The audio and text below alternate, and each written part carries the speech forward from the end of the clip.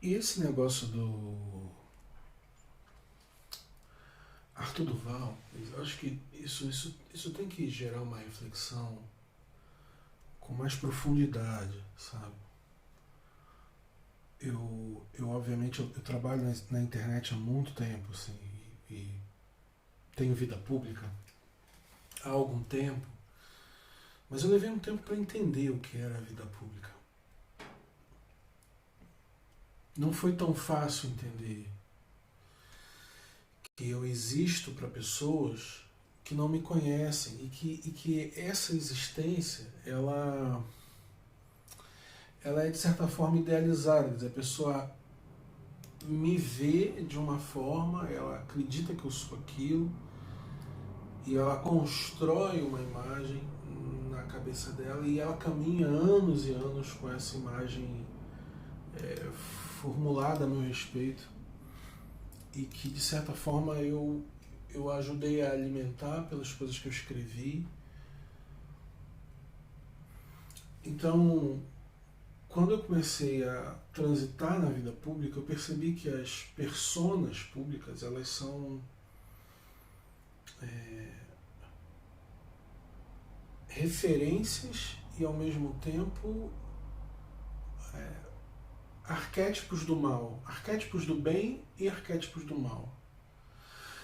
Não existe uma pessoa pública, não que eu conheça, que consiga ser somente humana. Essa é uma questão que a gente precisa até levar assim, para os debates, sabe? Mais profundos, que é ou a pessoa é boa ou a pessoa é má. Ou a pessoa ela é muito boa ou a pessoa é muito má. Essa é uma narrativa da imprensa, uma narrativa pública, isso é uma idealização, um imaginário, um grande imaginário das pessoas a respeito das outras pessoas públicas. E isso eu acho que vem lá de trás, desde das coisas dos mitos, de quem é perfeito e quem é imperfeito.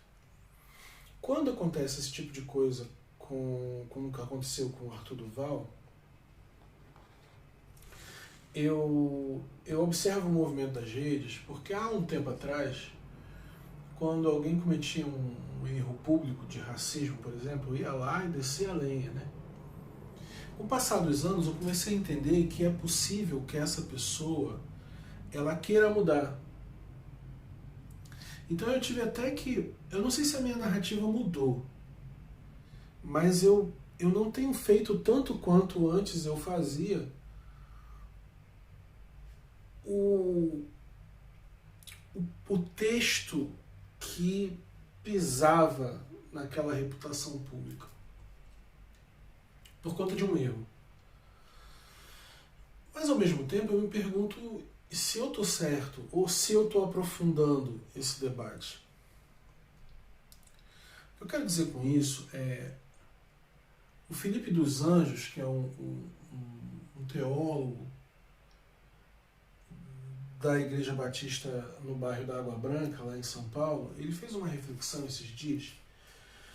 Ele disse uma coisa que eu achei muito, muito importante. Ele disse que a gente sofre de narrativas. A gente diz que a gente constrói uma imagem sobre certa coisa que queremos ser. Perfeita, ideal, sem mácula, empática, adequada, mas a gente não é aquilo. A gente então passa a sofrer, porque na realidade a gente não é aquilo. E uma hora a conta chega. Como a cena do Nixon no filme do Oliver Stone, que o Nixon olha para a foto do Kennedy. O Kennedy, vocês sabem, morreu. E o Nixon vê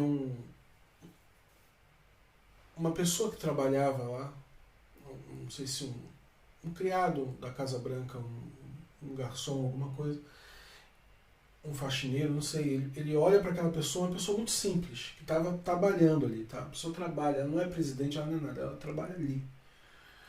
E Nixon olha para aquela pessoa e fala assim: quando você vê essa foto, o que você sente?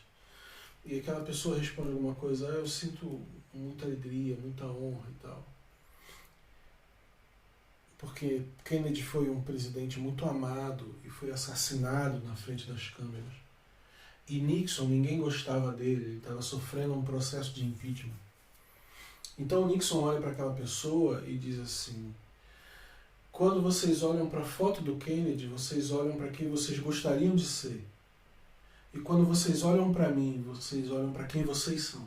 Isso é uma cena do filme Nixon, de Oliver Stone, que para mim resume. A internet a gente constrói com as nossas fotos, com as nossas narrativas, com os nossos likes, com aquilo que a gente segue ou deixa de seguir, aquilo que a gente gostaria de ser. Mas quando você fecha esse celular, quando você está na vida real, você é o que você é. E como eu aplico isso na questão do Arthur?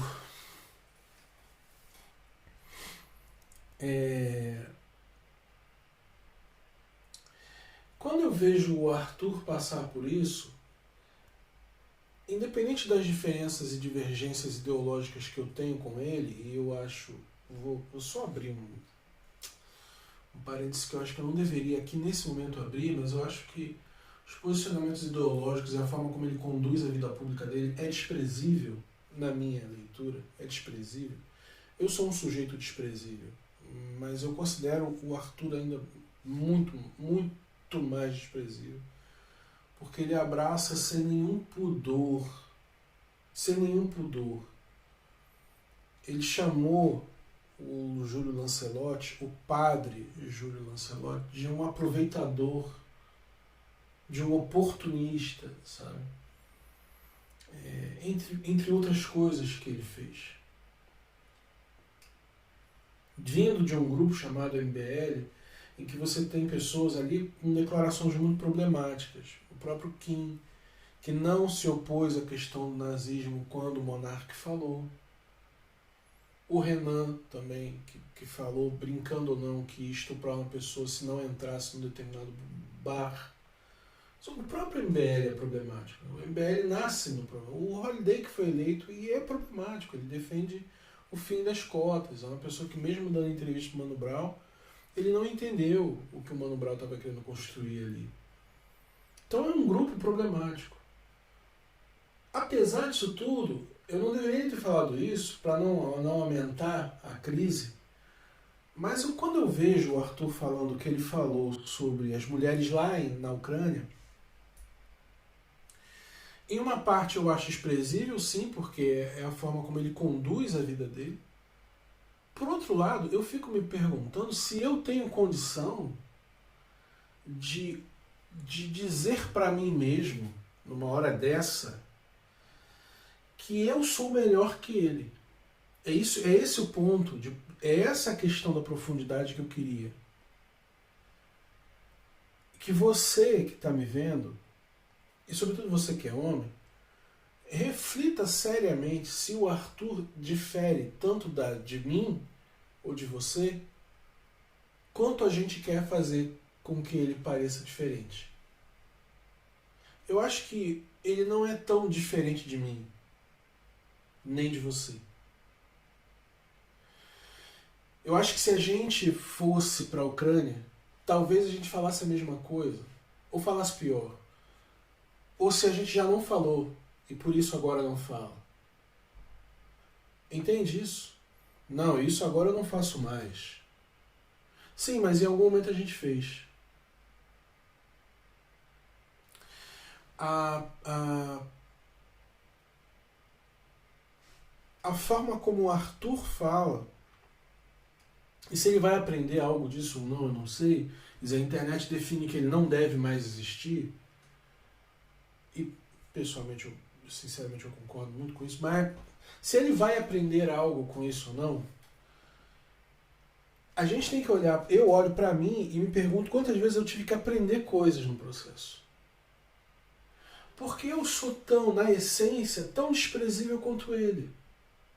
Isso é uma leitura minha, particular, que não tenho mais, e já tive, e ainda talvez ainda tenha muito, mas sei lá, eu não tenho mais uma leitura sobre mim mesmo de uma narrativa heróica ou imaculada. Entende isso? Quando um caso como Arthur Duval, sexista, machista, abusador, o que quer que seja, surge, as primeiras coisas que surgem numa hora dessa é, poxa vida, esse cara fez isso, tá errado, ele tem que se posicionar publicamente. E logo em seguida, quando eu tô comigo, eu penso, cara, mas eu sou assim. E na internet a gente não é educado a assumir isso. Na internet a gente é educado a assumir narrativas heróicas. Como se eu nunca tivesse feito. Eu já fiz isso. Talvez eu não consiga aqui listar o dia, pontuar, lembrar, mas eu tenho certeza que eu já falei coisa assim. Que eu já fiz isso.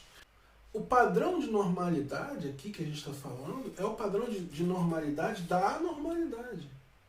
É o padrão de normalidade do contexto da relação de poder.